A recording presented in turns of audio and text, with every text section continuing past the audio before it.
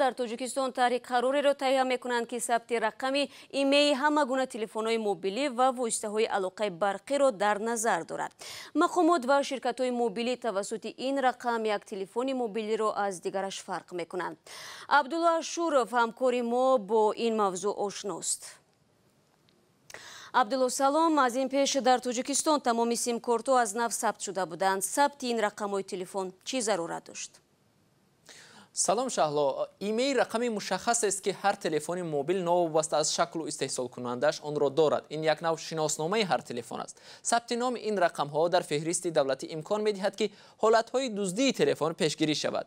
وقتی رقم ایمیل همه تلفن‌ها در دست مقامات قرار می‌گیرد، تلفن کسی ربوده شود، مقامات زود شخص تلفن دزد را پیدا خواهند کرد. خب عبدالله میتوان گفت که بعد این هر قدمی صاحبان تلفن تحت نظارت قرار خواهد گرفت؟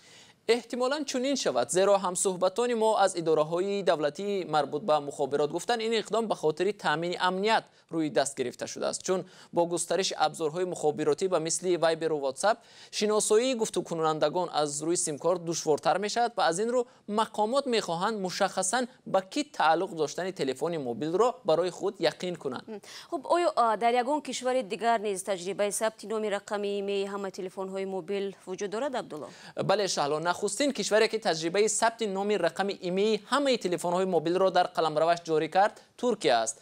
بنابر اطلاع مطبوعات در این کشور دزدی تلفن‌ها در اوج بود و حکومت ترکیه برای جلوگیری از این پدیده ثبت نام رقم ایمیل همه تلفن‌های موبیل را به راه ماند.